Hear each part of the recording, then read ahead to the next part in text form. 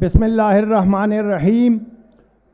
رونو تاسو ته به دا پته یا بنئ چې زه د حیات محمد خان چې کوم وخت کې زه د یونیورسټۍ سټوډنټ وم نو د حیات محمد خان شهید ډېر نږدې ملګری وم. د هغه په ما باندې ډېرې مهربانیانې وې.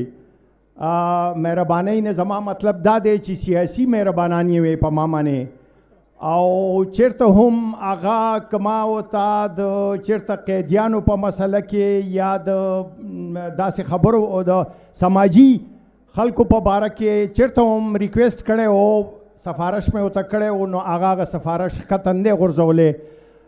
حالانکه زما په مقابله کې با د بیروکریسي ډېر لوی خلکو او یا د پیپلز پارټۍ په هغه زمانه کې ډېر لوی خلکو زما په مخالف کې خبرې کړې وې، خو حیات محمد خان شهید هغه زما سفارش یا زما ریکمنډیشن چېرته ښکته نه غورځولي.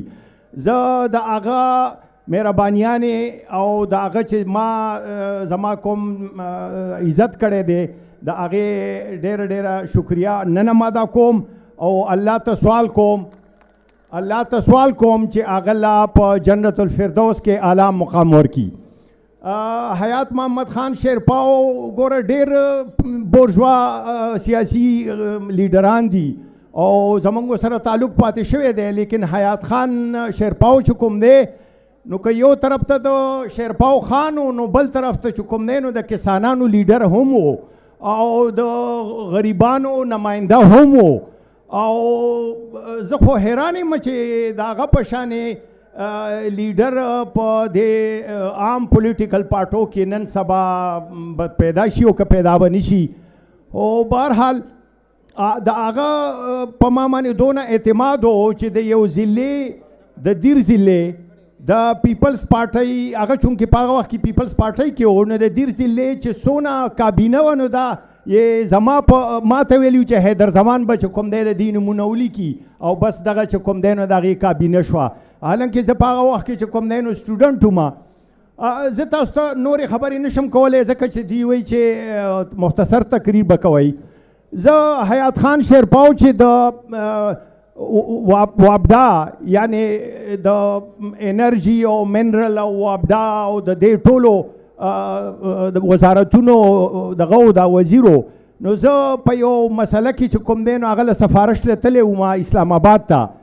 نو ما چې هغه کار خو چې زه یې ولیدم لکه نن چې څنګه هم د هغه ورور افتاب محمد خان زه بار ولاړ وم نو چې زه یې څنګه ولیدم نو د ځان سره یې دننه را دننه کړم.